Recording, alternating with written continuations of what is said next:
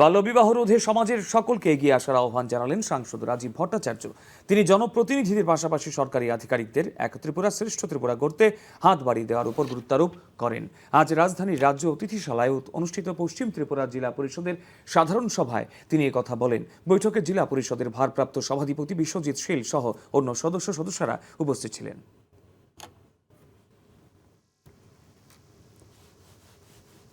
তো আমরা এই প্রায়োরিটি বেসিসে আমরা কি কাজটা দেব এবং তার সাকসেস হতে হবে।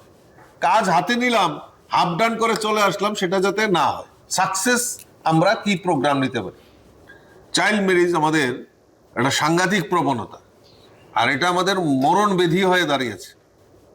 এই চাইল্ড ম্যারেজের উপর আমাদের এখানে মহিলা কমিশনের রিপ্রেজেন্টেটিভ আছে।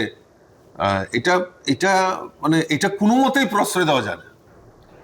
রোড কানেক্টিভিটি, ওয়াটার কানেক্টিভিটি, আমাদের এগুলি থাকবে। এই সমস্যা সমাধান মানে আমাদেরই করতে হবে, আমরা করব। তো সেই ব্যাপারেও আমাদেরকে ওয়াকিবহাল, যেমন জনপ্রতিনিধিরও দায়িত্ব, সেরকম আধিকারিকদেরও দায়িত্ব। তো সেই দায়িত্ব নির্বাহের জন্য আমরা সবাই মিলিতভাবে প্রচেষ্টা নিয়ে কাজ করব। তবেই আমরা আমাদের মাননীয় মুখ্যমন্ত্রীর যে সংকল্প, যে এক ত্রিপুরা শ্রেষ্ঠ ত্রিপুরা, সেটা আমরা করতে পারবো।